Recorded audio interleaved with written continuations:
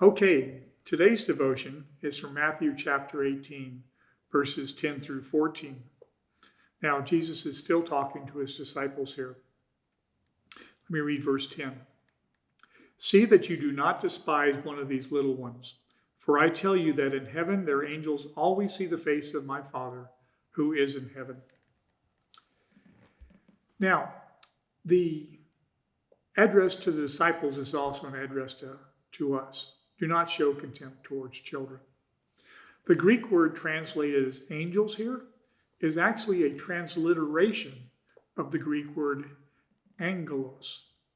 Now, the meaning of that word is messenger or to bring tidings. This verse here is the primary verse that people use to claim that each one of us has a guardian angel. Now, whether you accept that or not, I'm not going to dispute it, but I would like to point out that in the Old Testament, in the book of David, chapter 10, we read about angels being guardians over the nations.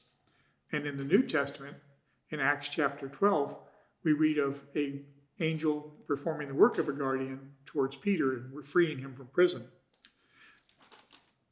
The picture here that Jesus is trying to paint for these guys is it's a royal court with the most favored messengers having direct access to the king.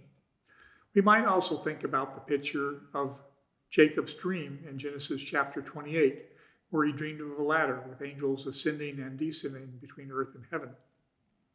The fundamental idea is that the highest angels who have direct access to God are the representatives of the smallest of his subjects here on earth. So if children are that important to God, they ought to be that important to us also.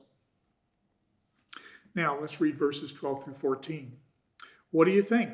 If a man has 100 sheep and one of them has gone astray, does he not leave the 99 on the mountains and go in search of the one that went astray? And if he finds it, truly I say to you, he rejoices over it more than the other 99 that never went astray. So it is not the will of my Father who is in heaven that one of these little ones should perish. Now, I forgot to mention, verse 11 is missing, at least in this version of the Bible. And the reason why that is because some of the earliest manuscripts did not include it. Now, the King James Version does, and that's because some of the earliest manuscripts did include it. So whether it's in your Bible or not, the basic understanding of verse 11 is that it contrasts Christ's attitude towards children against those who have contempt of children. Now, back to verses 12 through 14. This is a very short parable. It's also repeated in Luke chapter 15, but the context and the audience there are different. But here we see at least 5 things about God's love. God's love is an individual love. He seeks after the individual. God's love is a patient love. He is willing to put up with our foolishness and our strain, but he doesn't give up. God's love is a seeking love. He comes for us. God's love is a rejoicing love. There is joy in heaven when a sinner repents, is saved.